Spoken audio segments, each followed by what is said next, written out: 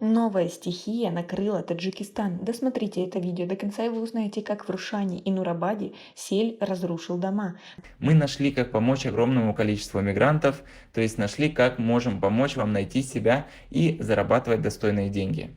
Для того, чтобы попробовать себя в работе онлайн, при этом ничем не рискуя и не уходя с текущей работы, оставьте свои данные по Google форме ниже под видео. Подписывайтесь на наши обновления, чтобы всегда оставаться в курсе событий. По данным КЧС страны, 18-летний житель села Навак в Рамите 13 июля занимался выпасом скота на горном пастбище.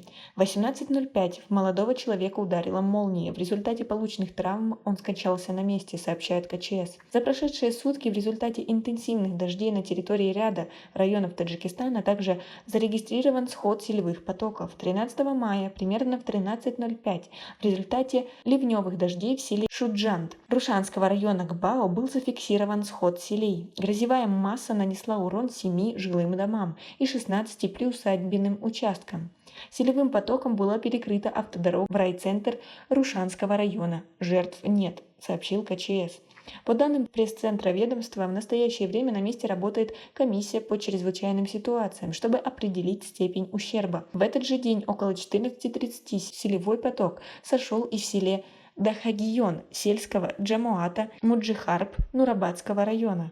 Как вы относитесь к такой ситуации? Свои ответы напишите нам, пожалуйста, в комментарии. В результате стихии грозевой массой и жижей были частично повреждены 5 жилых домов, приусадебные участки, пахотные земли, а также селевым потоком были смыты 2 грузовика марки ГАЗ-66 и КАМАЗ. В селе Охангарон Нурабадского района селевым потоком была временно перекрыта сельская дорога.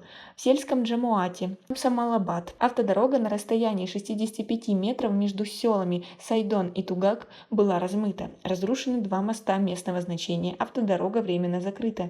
На месте работает районная комиссия по чрезвычайным ситуациям. Жертв нет, сообщили в КЧС. По данным ведомства, в Айнинском и Горно-Матчинском районах Согда из-за повышения уровня воды в реке Зеравшан были блокированы межпоселковые дороги. В настоящее время последствия ликвидированы, жертв нет, сообщает КЧС.